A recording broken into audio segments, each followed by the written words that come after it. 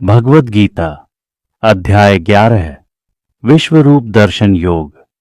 अर्जुन ने कहा, आपकी कृपा से मैंने वह परम रहस्य सुना है जिससे मेरी अज्ञानता दूर हो गई है। हे कमल नयन, मैंने आपकी अनंत शक्ति, व्याप्ति और अमृता को विस्तार से सुना है। हे परमेश्वर, यदि आप मुझे अपने दिव्य स्वरूप को दिखाना चाहें तो कृपया मुझे अपना वह रूप दिखाइए। हे प्रभु, यदि आप इसे संभव मानते हैं तो कृपया मुझे अपना सार्वभौमिक रूप दिखाइए। श्री भगवान ने कहा, हे पार्थ, अब मेरे दिव्य रूप को देख, जिसमें सैकड़ों हजारों रूप हैं, विभिन्न रंगों और प्रकारों के। हे अर्जुन, इसमें अनेक प्रकार के देवता, आशी और अन्य अद्भुत दृश्य देख। इस विश्व रूप में संपूर्ण ब्रह्मांड को एक स्थान पर एकत्रित देख, परंतु मेरी यह दिव्य शक्ति को तू अपनी सामान्य आंखों से नहीं देख सकता। मैं तुझे दिव्य दृष्टि प्रदान करता हूं। संजय ने कहा, हे राजन, यह कहकर भगवान कृष्ण ने अर्जुन को अपना अद्वितीय और अलौकिक विश्व रूप दिखाया। उस रूप में अनेक मुख, नेत्र, दिव्य आभूषण और दिव्य अस्त्र शस्त्र थे। उनका तेज हजारों सूर्य के एक साथ चमकने जैसा था। अर्जुन ने उस रूप में अनगिनत ब्रह्मांडों को देखा। वह दृश्य इतना अद्भुत था कि अर्जुन विस्मय से भर गया और उसने भगवान को प्रणाम किया। अर्जुन ने कहा, हे प्रभु, मैं आपके इस अनंत रूप को देखकर भय और विस्मय से भर गया हूं।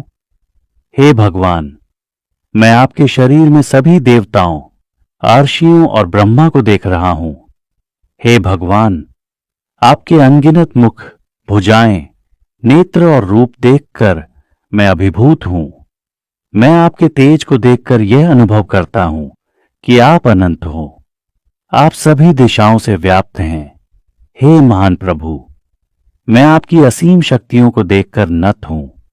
इस रूप में सभी लोक और जीव भयभीत हो रहे हैं। देवता आपको देखकर विस्मय से भर गए हैं। अनेक आर्षि और सिद्धजन आपकी महिमा का गान कर रहे हैं। हे महायोगी, आपके इस स्वरूप को देखकर सभी भयभीत हो रहे हैं।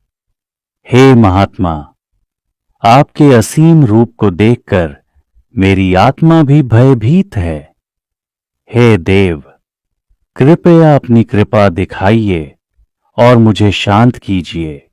मैं देख रहा हूं कि आपकी मुखाग्नि में सभी योद्धा और राजा नष्ट हो रहे हैं। जैसे नदियां समुद्र में मिलती हैं, वैसे ही सभी योद्धा आपकी ज्वाला में समा रहे हैं। आपके रूप की इस भयंकरता से सब और विनाश हो रहा है। हे भगवान, आपके मुख में प्रवेश करते हुए सभी नष्ट हो रहे हैं। हे प्रभु, कृपया मुझे यह बताइए कि आप कौन हैं और यह भयंकर रूप क्यों धारण किया है। श्री भगवान ने कहा, मैं समय हूं जो सब कुछ नष्ट करता है। मैं यहां इन सभी को नष्ट करने के लिए उपस्थित हूं। हे अर्जुन, उठो और युद्ध करो। ये सभी पहले से ही मारे जा चुके हैं। तुम केवल निमित्त मात्र बनो। मैं पहले ही इनके विनाश का विधान कर चुका हूं। संजय ने कहा, अर्जुन ने भगवान को प्रणाम किया और भय से कांपते हुए स्तुति की।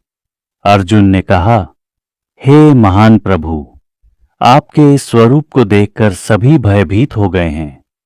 हे अनंत शक्तिवान, आप ब्रह्मा और अन्य देवताओं के भी कारण हैं। आप सभी के परम कारण हैं। आप वायु, अग्नि, जल और चंद्रमा हैं। मैं आपको बार बार प्रणाम करता हूं। हे प्रभु, मैं आपको हर दिशा में प्रणाम करता हूं। हे अच्युत, यदि मैंने अज्ञानता से आपको कभी अपमानित किया हो तो कृपया क्षमा करें। आप मेरे पिता, गुरु और सबसे बड़े पूजनीय हैं। हे भगवान, कृपया मेरी प्रार्थना स्वीकार करें और मुझ पर कृपा करें। हे प्रभु, मैं आपके इस विश्व रूप को देखकर भयभीत हूं। कृपया मुझे अपना वही शांत और सुलभ रूप दिखाइए। हे चतुर्भुज स्वरूपधारी, मैं आपकी कृपा चाहता हूं। श्री भगवान ने कहा, हे अर्जुन, मेरा यह रूप जिसे तुमने देखा है अत्यंत दुर्लभ है। यहां तक कि देवता भी इस रूप को देखने के लिए लालायित रहते हैं। अब तू भयमुक्त हो और मेरा वह रूप देख जो तुझे प्रिय है। संजय ने कहा। यह कहकर भगवान ने अपना सौम्य रूप धारण किया और अर्जुन को सांत्वना दी। अर्जुन ने कहा, हे जनार्दन, आपका यह रूप देखकर मेरा मन स्थिर हो गया है। श्री भगवान ने कहा, हे अर्जुन, मेरा यह दिव्य रूप जिसे तुमने देखा है केवल भक्ति के द्वारा ही देखा जा सकता है, न तो वेदों, तप, दान या यज्ञ द्वारा इसे देखा जा सकता है। जो अनन्य भक्ति करता है वही मुझे इस रूप में देख सकता है।